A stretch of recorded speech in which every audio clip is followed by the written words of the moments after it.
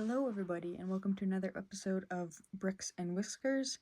Today we will be looking at the Sorting Hat. This set was $130. It has 561 pieces, giving it a price per piece count of 0.23. Now, this is the highest, I believe, price per piece count we've had to date. And there's a reason for this. This set does have electronics in it, and it does make noise, so I believe that's the reason why the price per piece count is so high. Otherwise, I don't think this set would be retailed so high. This set was gifted to me, just like the Dobby set.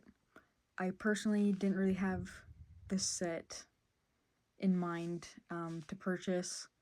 I think it is very well done. I think it looks really cool, but just not a fan of the smaller sets.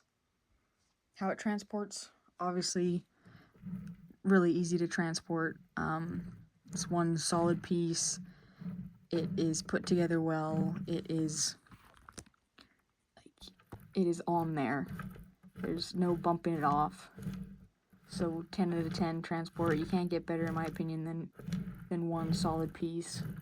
Displayability, obviously I think it looks super cool, but there's only one way to display it, and that's how it is, you know. Now, there's some movement, the mouth moves and stuff like that, and the eyebrows move, but that doesn't really change how it can be displayed. So displayability, it's hard to say. Is it a well done piece? Yes, but there's no variability. It is what it is. So I'd maybe give it a 6 out of 10. I like movement, I like interiors, I like, being able to change it up a little bit. Obviously, that's not possible on all sets. Like, I enjoyed the Volkswagen camper van. There's not much to that, but at least there is still some moving parts. The Yellow Submarine, it is what it is as well, yet I think there's a little bit more detail in the Yellow Submarine. Like, the Sorting Hat has a lot of detail. Like, you can tell it's a Sorting Hat. You can see the face, but it's mainly just brown. There's only the singular minifigure. It is nice that they had that Sorting Hat, options that go around the outside, but still low on displayability. Build experience, I think it was very enjoyable to build. There's not too many stickers, which is nice. It is a different shape than you usually see for some sets. There was a lot of interior work that was interesting because there's like rubber bands and stuff like that. Because the face does move, there's mechanisms inside that you have to build and make sure that they work properly. So build experience wise, I think that was really cool. I did build it in one sitting, so the $130, getting it done in one day, is not my favorite. But I think there was variability in the experience to some degree. Obviously, like the base and stuff like that, that's all the same. So you're just doing the same thing over and over again for that. And for the main base, it's the same. But between the back and the front, there's some difference. With the mechanisms inside, there's some difference. So I'd say maybe 7 out of 10 for build experience. Cat friendly, very cat friendly. Cats won't touch it. There's nothing that they can break off of it. There's nothing that they have broken off of it. So 10 out of 10 cat friendliness. Would I recommend this set? I don't know. So I'll show you the I think selling factor of the set, and it's the mouth and the yes, you belong in Gryffindor. The vocals. Like, that's the selling point in my opinion for this set. If you want something it's interactive, but not really. It's not like it's a call and respond type situation. It just gives you the prompts when you press on it. But if you like that, and that's a good selling point, then I think it would be a good option for you. I would have almost liked to see this given or presented as an option of just the Sorting Hat, no vocals, and see it at a lower price point. So the Dobby the House Elf, $45 for 403 pieces. So for the Sorting Hat, 561 pieces, you could probably half the current price. You know, like $80 maybe, or at least under $100. No voice box. I think I'd be more inclined to recommend this set, but as is, it's very limited. Like, is it really nice to look at? Yes. But there's not a lot going on.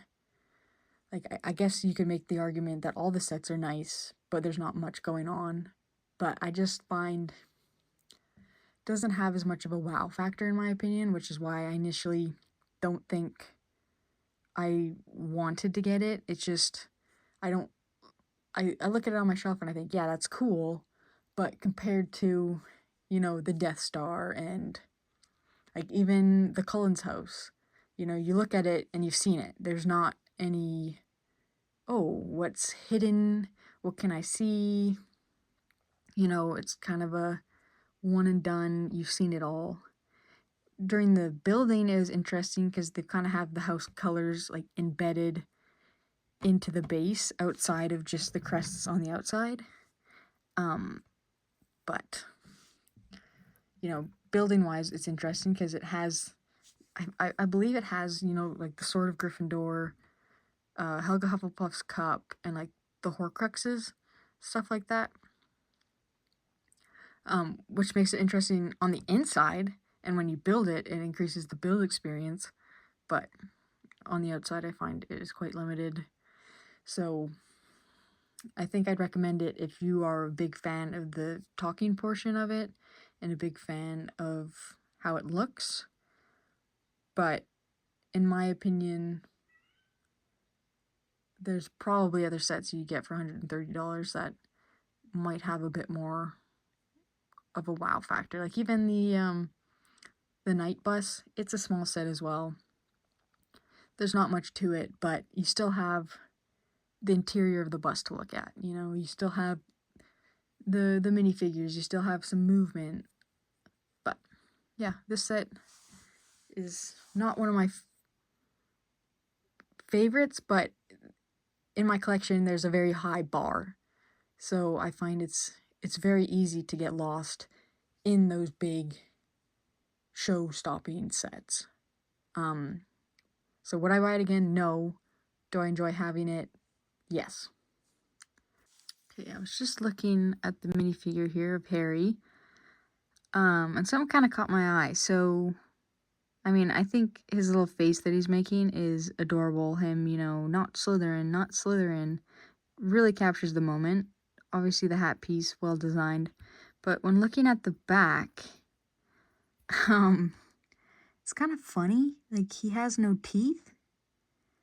I didn't really notice that at first.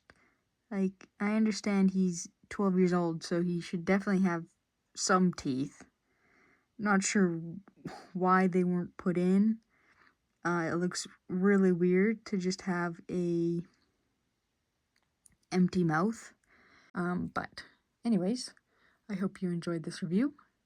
Tell me down below whether you would or wouldn't purchase the set and your ideas on the set, things that you think could be improved, things that you enjoyed. But anyways, see you next time.